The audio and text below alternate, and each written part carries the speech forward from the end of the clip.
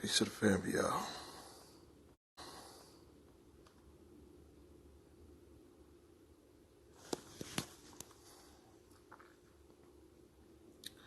Shit heavy on my heart. I just wanted to just speak to the family just to get some clarity.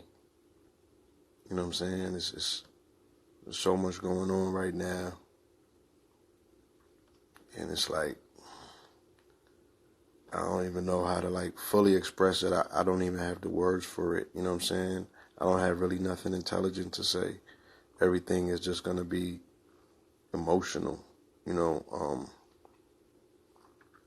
Nipsey Hussle was a good friend, a real one. You know what I'm saying? Um, a true embodiment, you know what I'm saying, of what this path represents in terms of starting one place and ending up the next through dedication, perseverance, true grit, and hustle. You know what I'm saying? He surpassed his surname, you know what I'm saying, as hustle. You feel me? The man had genuine hustle. You know, there are a few people that are familiar with our backstory. You know what I'm saying? 10 years ago, with my team, Street Knowledge Media, me, a brother named Majesty, a sister named Danny Jackson, and another brother named Nadi. We picked up an account at Sony Epic that was brought to us by Johnny Shipes by way of my partner, a brother named Bang Out. You know, Bang Out is a Grammy-nominated producer who used to do beats. Well, he still does beats, but he had beats placed at the time with 50 Cent and G-Unit. He was hot as shit, you know what I'm saying? And he brought us to Shipes because I couldn't hustle in Harlem no more because I had just had to fight with the NYPD in front of the Apollo where I fought about 8 to 10 officers. So I couldn't hustle on the street no more. And my passion was always media anyway. And I used to hustle in front of the Apollo with my business partner, Majesty. We would hustle shirts in the daytime and we would go film at night. Hustling subsidized our media endeavors, you know what I'm saying? So when I couldn't hustle no more, we went downtown to 42nd Street. We linked up with Bang Out. Bang Out brought us to Johnny Shipes. Johnny Shipes said, I got a label deal at Epic. I need media, you know what I'm saying? He was like, we got to penetrate to get our artists hot because they want to shelve them. The artist at the time was Nipsey Hussle.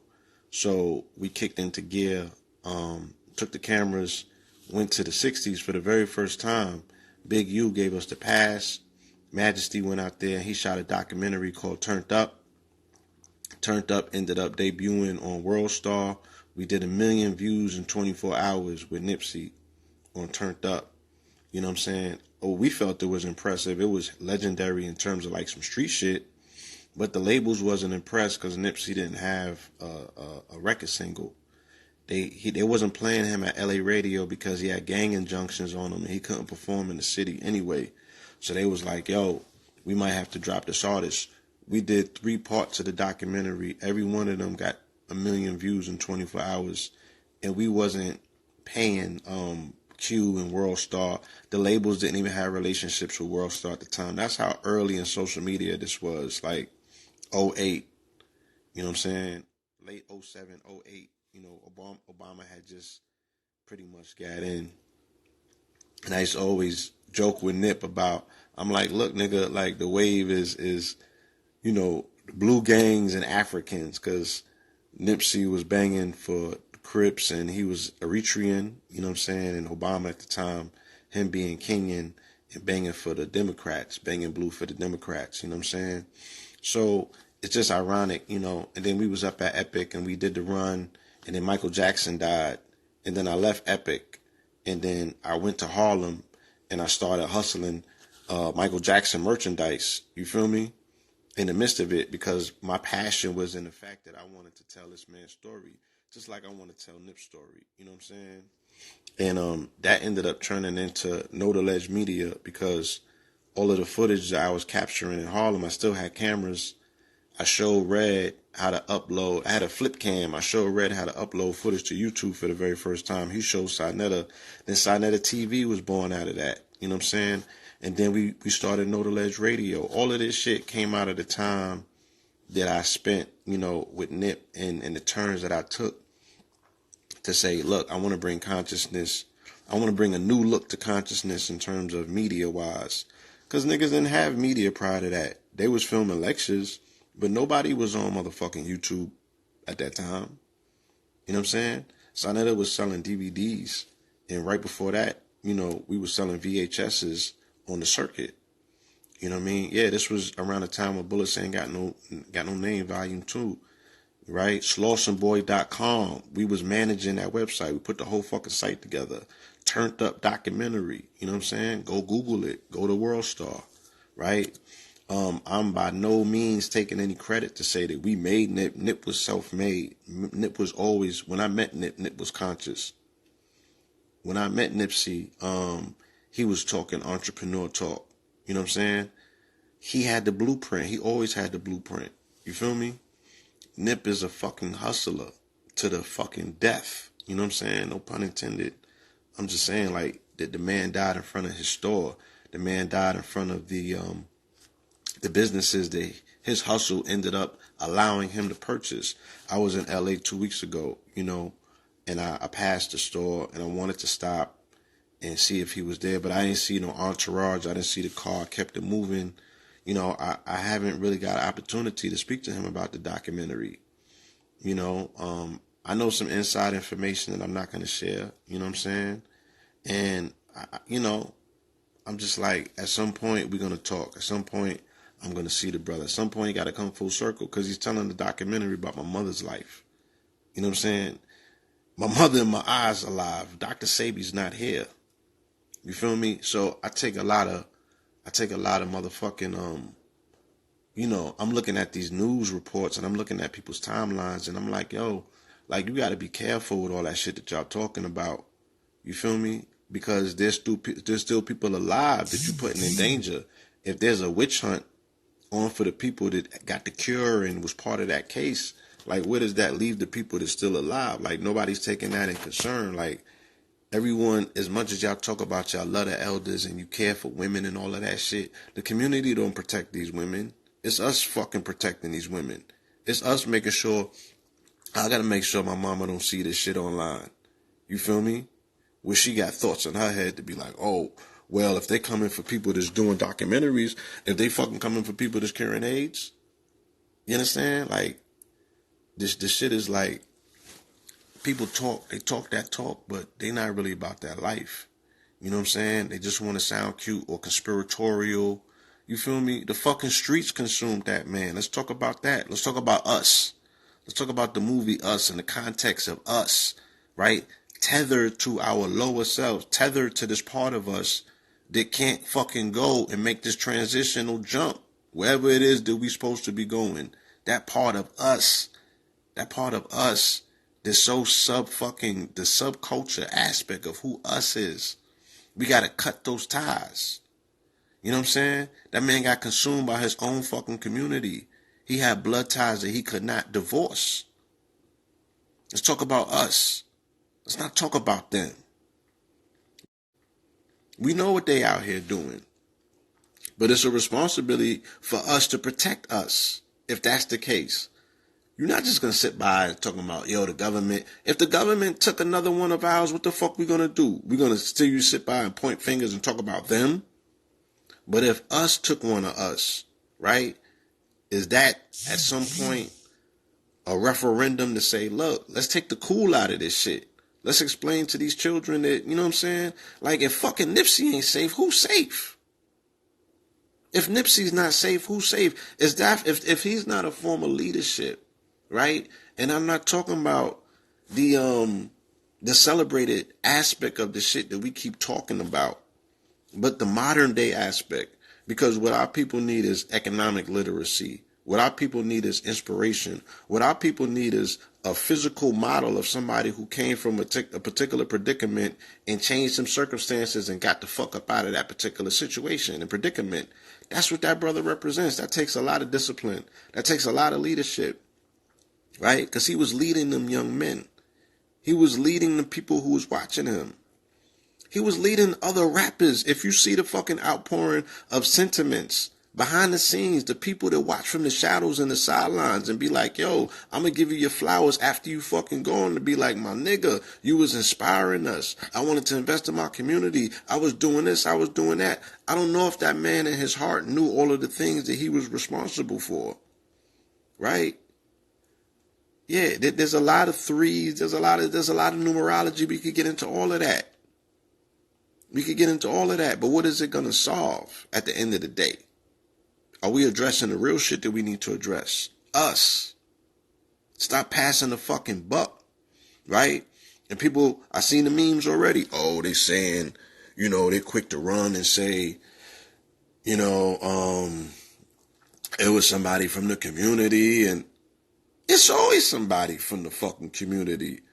Pac's murder's not. Orlando Bloom killed. Oh, not Orlando Bloom. That's a nigga's an actor, right? Baby Lane killed Pac. Baby Lane killed Pac on some gang shit.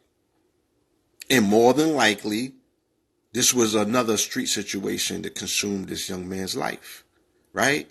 Tethered to the street, unable to make the fucking cut, unable to cut the ties. It's blood ties, my nigga. And he was fucking left in his blood.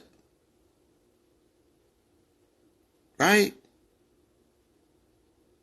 Who do I think killed him? I have no idea. But from what I'm hearing, it was some street shit. Right? Let's not start the conspiracy theories, because you're putting other people in danger. They're still fucking alive. They have something to lose. Right? They got skin in the game. Not just no fucking shooting documentaries, just part of the fucking documentaries. So we need to be careful, because ain't nobody fucking coming around and protecting these women.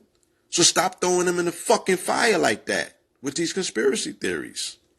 If we don't have no verifiable proof about that shit, don't add to those innuendos and those fucking, you know, those baseless theories, my nigga.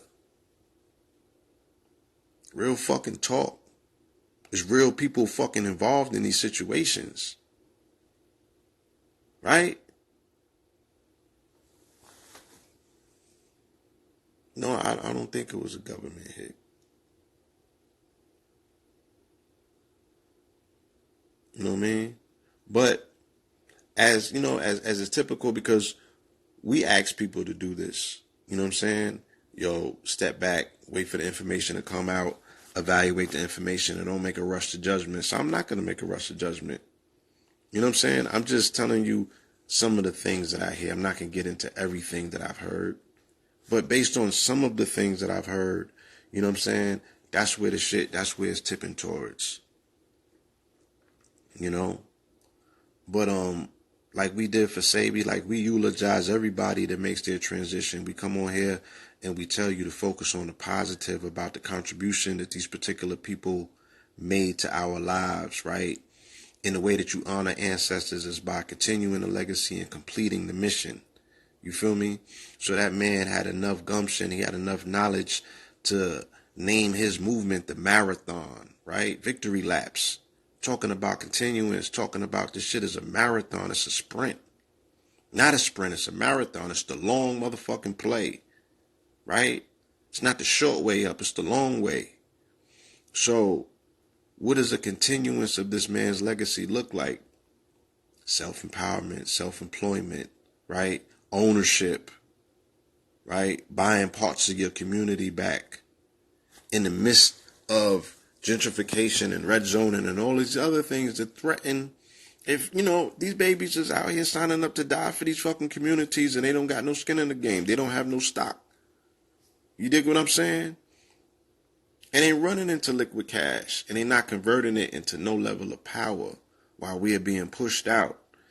There's no motherfucking generational wealth being passed from generation to generation. So what our parents and our grandparents work for, we getting washed up in this generation. This is a very real thing.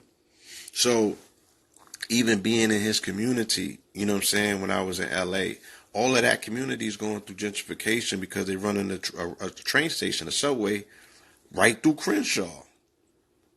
You feel me?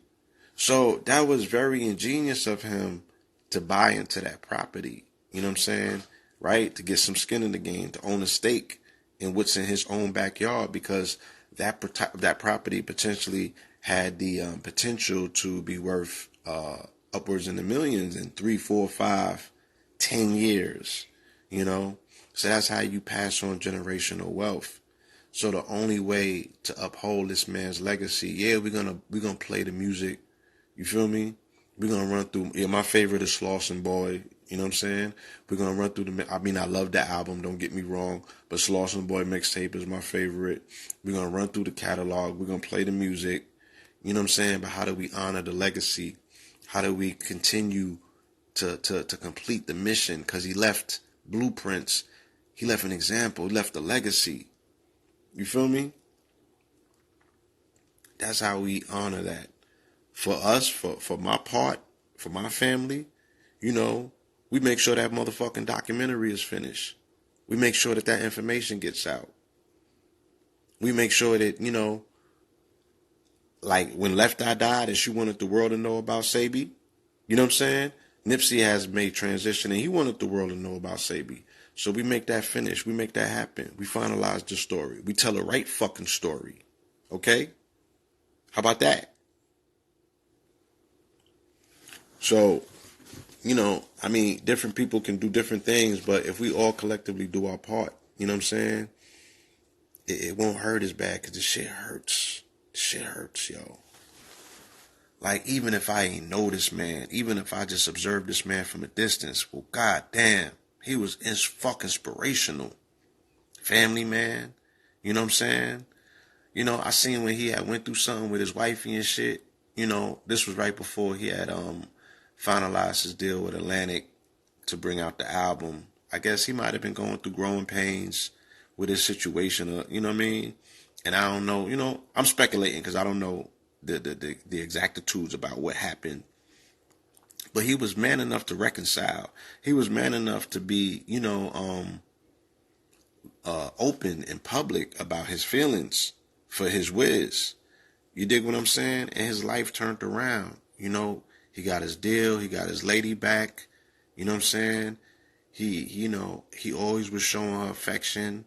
You know what I'm saying? I know that he was a father to beautiful children. You know what I'm saying? He put Granny on the jet. He made that the standard. Look, fuck all this other shit. Fuck, you know, bigging your homies up and bringing them to the table. Like, bring your family with you. You know what I'm saying? Put Granny in the jet.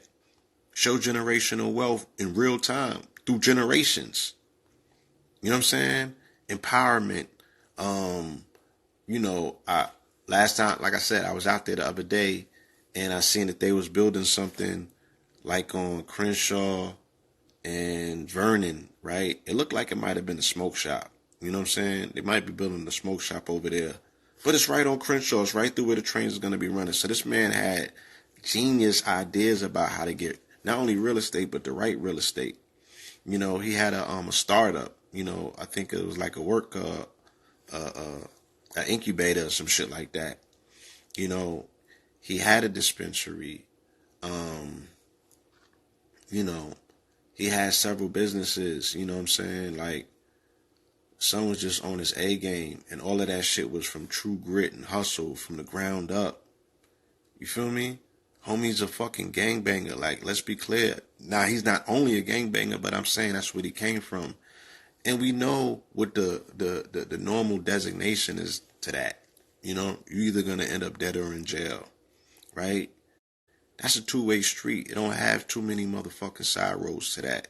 But he defied those odds. So we were looking at somebody in real time who was really about that life, but was willing to sacrifice to build other chapters and encourage people from that cloth to say, look, you can do some other shit. You know what I'm saying? I know that there's geniuses amongst us. If you got enough motherfucking grind and grit in you to do this shit over here, then you can do this shit over here. He was a living fucking example for that, man. And I'm very inspired. Very fucking inspired. I never had nothing negative to say about that man. I loved everything that I seen him do. You know what I'm saying?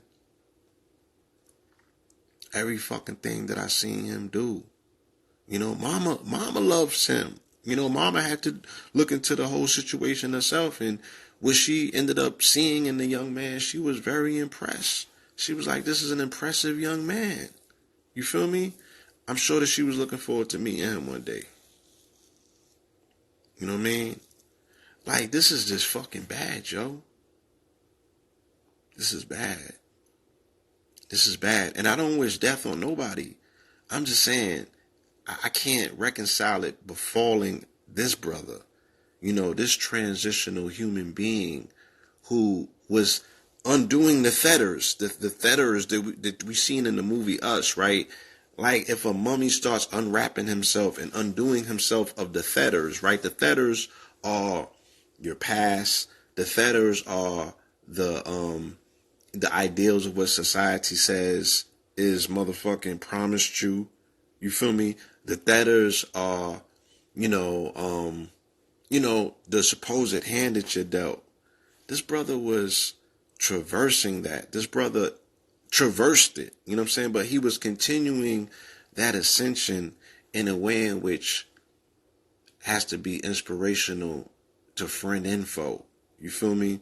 Because this nigga was loved amongst Bloods and Crips. You feel me? He was the first Crip that I seen used to wear red. Right? This was before I even had the fucking name Blue Pill. I was still P-More. You understand? That's how deep this shit go. Now, I don't attribute him with me taking on the moniker of Blue Pill, but it always used to sit with me that I'm like, yo, I spent time around this man, and now, I'm rocking this blue energy. Not on no Crip shit, you know what I'm saying? At the same time, like I said, Obama came through on that Crip energy with his African ass. On paper, of course. But I admired him. I looked up to him. You know what I'm saying? Our company's name was Street Knowledge. He embodied street knowledge. You feel me? And then he used to tell us, he was like, look, my OGs know who y'all are because of the VHSs. He's like, that shit made it all the way out to the West. So we had a respectable, respect for one another. But I used to observe him in his element. I respected him not only as a person, not only as a businessman, not only as, a street icon, how he moved in the street, but as a fucking musician, right? He was also somebody who would go in the booth, you throw a beat on, and he don't need to write nothing down. He was spitting everything off the dome. And he was a perfectionist because out of necessity, out of the reasons that he wasn't getting signed, and they didn't have that scene in LA at the time where A&Rs was coming to the block. He had to teach himself everything. He had to teach himself how to engineer and use the machinery. He had to fucking teach himself how to build a studio, right? So he knew every single facet of packaging and polishing his craft. So when it came time for him to go independent, because Epic eventually dropped him, you know what I'm saying? Right? Shout out to Johnny Shipes, you know what I'm saying? For the opportunity that he afforded this young, melanated African brother from LA, and the fact that we used to sit up there in the ballrooms and Johnny Shipes was not fucking tucking his tail when those executives at Epic was telling him he needs to take off the Malcolm X chain and he needs to say nigga and bitch more in his music. And that Jewish brother, right, who's an ally, Johnny Shipes, who signed who he signed after that? He signed Big Gip after that, and then he signed Joey Badass. You understand? So Johnny Shipes used to go to bat for him. I seen it personally, right? Shout out to fucking Nadi, right? Nadi was there, Again, shout out to Majesty. Supreme fucking shout out to Majesty. You know what I'm saying? Majesty went on tour with them, you know what I mean? When he had the Slauson Boy single, and they toured the U.S. I think they was running around with Game or some shit like that. And Majesty went on that tour. He taped all of that shit. You know what I'm saying? Shout out to Majesty, right? But his ability, like I said, as an artist to construct his rhymes in his head and go into the booth, he was a perfectionist. Like he would stay in the studio. He was a studio rat. You know what I'm saying? I never seen him fuck off time. I never seen him fuck off money. I never seen him like on no typical hip hop rapper shit. He was always, and Smoke DZA, shout out to Smoke DZA. Smoke DZA was there from day one. Smoke DZA's actually, Johnny Shipes is Smoke DZA's, the godparents of Smoke DZA's twins. That was his good friend. So Smoke DZA was always in the building. Shout out to Smoke DZA. That's my nigga right there. Right? Yeah, man, we lost somebody that's iconic. This is comparable to Pac, right? And I know that the shit be real lousy with people be making these Pac comparisons. You know what I'm saying? And people may have compared Extension to Pac on a different level to say, look, this generation sees that man iconic in their eyes based on what they understand about how he spoke to their pain. I'm talking about homie was a fucking real one. You know what I'm saying? So if Pac gets that designation because he put in work, you know what I'm saying? But then, Pac did goofy shit too. You know what I'm saying? Let's speak on it. Pac did some goofy shit. I never knew Nipsey to do no goofy shit. You know what I'm saying? I never knew Nipsey to do no goofy shit. And I hope that ultimately, then when we tell the story and we look back at it, that the goofy shit that, you know, won't, that they won't attribute no goofy shit to him by saying the goofy shit that he did was going back to his hood. You feel me? Because, you know what I mean? Like, is it such a time when you transcend your environment? Is that a thing? And we would have to have that discussion. Is there such shout out 19? You know what I'm saying? I saw your video on Crenshaw, and I felt everything you said, brother. You dig what I'm saying? And you do remind me of Nipsey energy as well. You feel me? That man had he always had a blueprint, bruh. He always had a blueprint in his back pocket, right? He always had a blueprint. You talking about a 10-year challenge? This was my 10 years ago. I was with this man 10 years ago. He had a fucking blueprint back then. He was talking real estate. He was talking all that, man. He was talking all that, and he did it. He realized it on his own motherfucking terms, man. If that ain't a legend, I don't know what it is. If that's not an inspiration, well, goddamn it, like, what are you looking for? Like, what are you looking for in inspiration? What are you looking for in somebody who manifested, what I'm saying, everything that they said and did that and did it to the T? Like, this shit hurts, bro.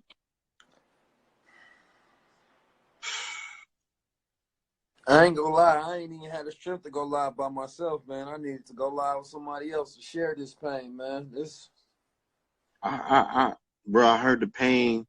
I wasn't even gonna go live until I seen that clip that you did on Slauson.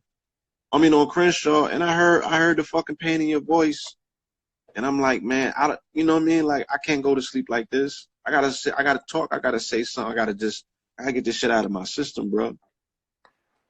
Bro, I was woke up to this news.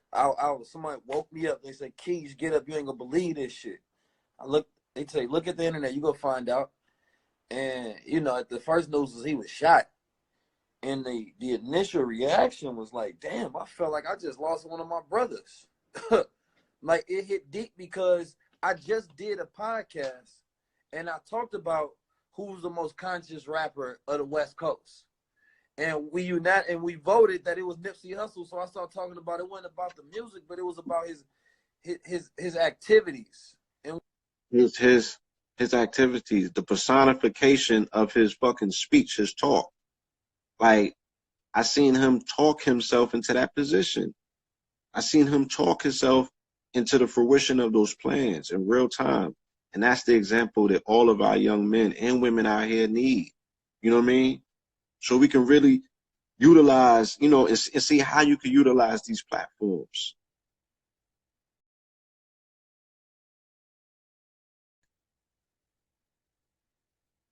Yeah, coming back. But how does one properly utilize these platforms when you have, when you quote unquote get on and you have the influence, you know what I'm saying? And you get hold of some of the finances. You feel me? How do you properly put on? How do you put back into your community to build back situations and employ people? And like I said, we shouldn't allow the reality of the matter is that the brother lost his life in his community, lost his life in front of his store.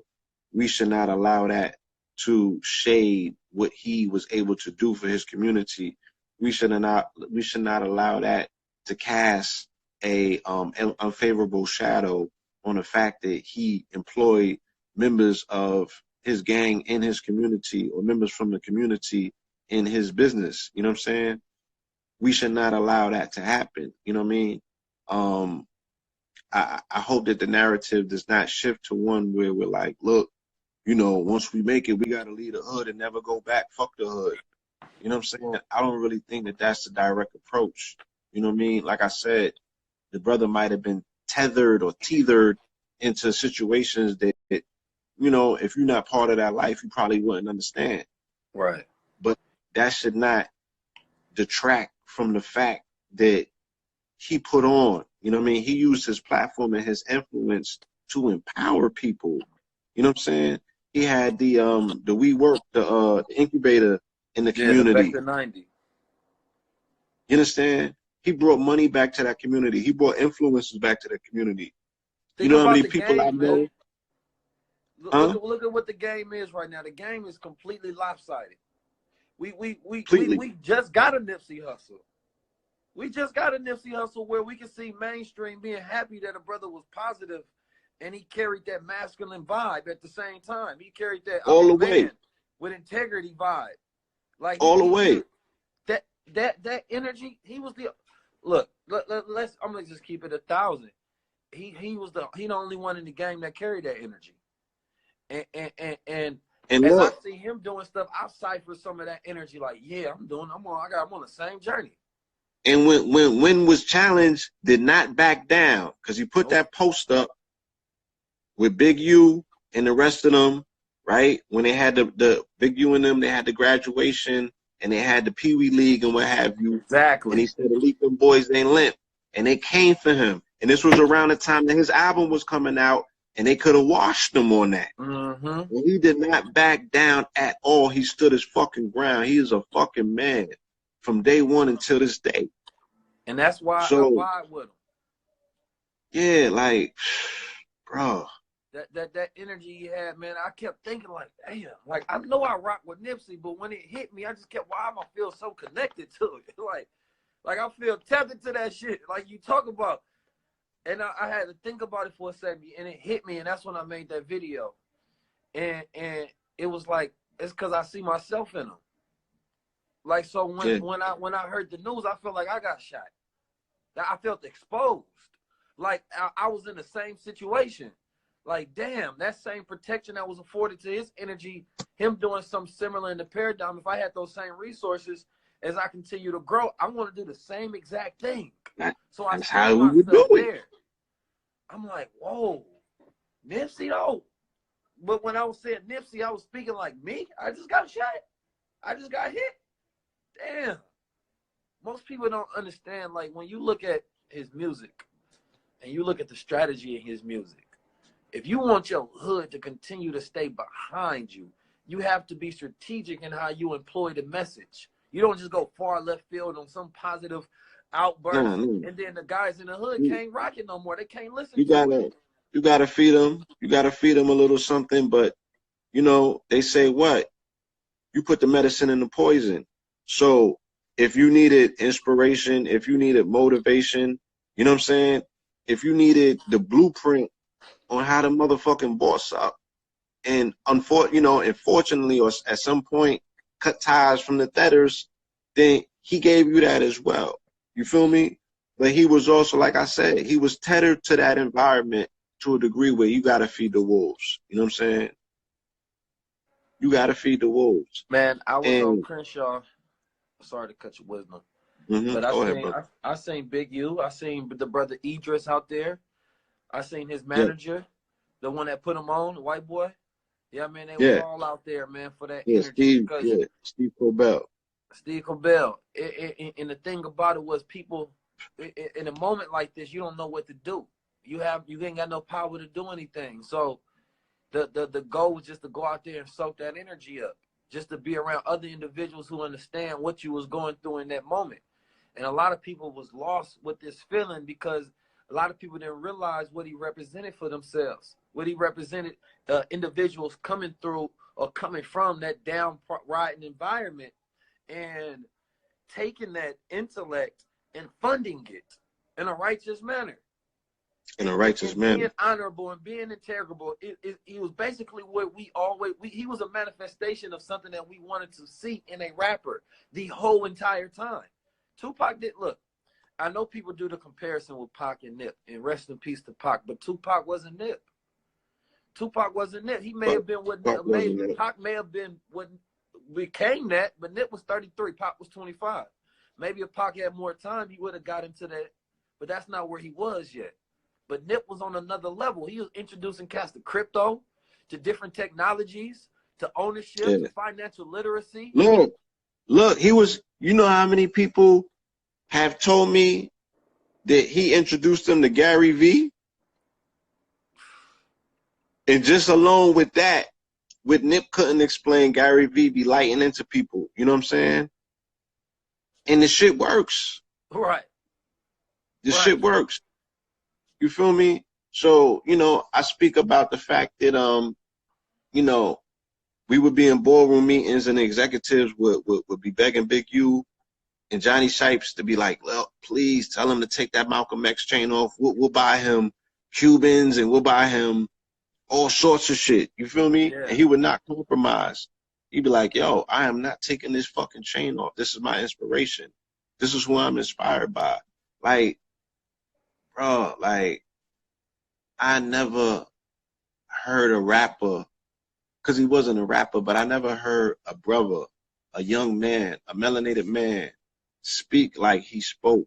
Like, yeah, in terms of, like, you remind me, you about the closest that it comes in terms of a young brother who has a vision and a plan to say, look, I know what I want. I know exactly what I want. And it's supposed to look like this. He was talking that talk all the way back. And then when I met him in 2007, he had footage prior to that where he was talking that talk. You understand? So he's always been consistently about that. And you can look all around his environment. You like, where you getting this from, bro? Because it doesn't reflect in the environment. He tapped into, man, I've been pulling that energy this whole time, man. I found myself watching one of his interviews the other day, and just his energy just been on my mind because I was talking about this master consciousness, being able to pull things outside your experience and your environment and letting you just pull thoughts and then execute them though as soon as you get them. And I literally, word is bond, I had Nipsey on the brain because I seen him as one of those individuals that was able to take a genius idea. As soon as he get it, he executed it. The same way he took that $10,000 or that $1,000 CD or $100 CD, he executed and he brought it back and brought it into life. The technology store, the first store to do that, and he seen little bruh in the Starbucks and he said, let's put this together, and he did it. Yeah. Like Idris, it's a right. mind to tap into that. Yeah. Yeah, shout out to Idris. He was telling me that story about Idris when he ran into Nipsey. Yes. Man. Seen that man in story. You got to understand, look, you know how many people have great ideas that think about something but don't connect the dots and then execute? It's a different level that you tap in when you do that. And there's not a lot of people that I see do that on a level to where they don't even have all of the resources at the time, but their vision is way bigger than their resources. So as soon as they get it in their environment, they executing on it fast. And he was an individual that I seen giving him another, 3, 6, 10, 20 years, he would have surpassed Jay-Z. That's kind of like how I seen him in my mind. He was already in that. He was a peer Jay-Z, even though he hadn't had the accolades yet of a company. Yeah, let's tell the whole story. I'm not talking about us. I'm just saying, yeah, fuck it. It ain't got to be done tonight. But I'm saying when we tell his story, we're going to tell the whole story. We're talking about this man who his campaign was proud to pay. Mailbox Music. He always had the most innovative fucking ideas in terms of how to independently approach the game. The man sold $100 CDs, right?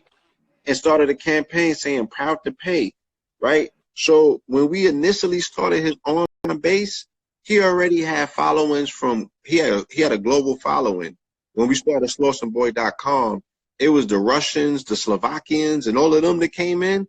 They was ride or die for that man.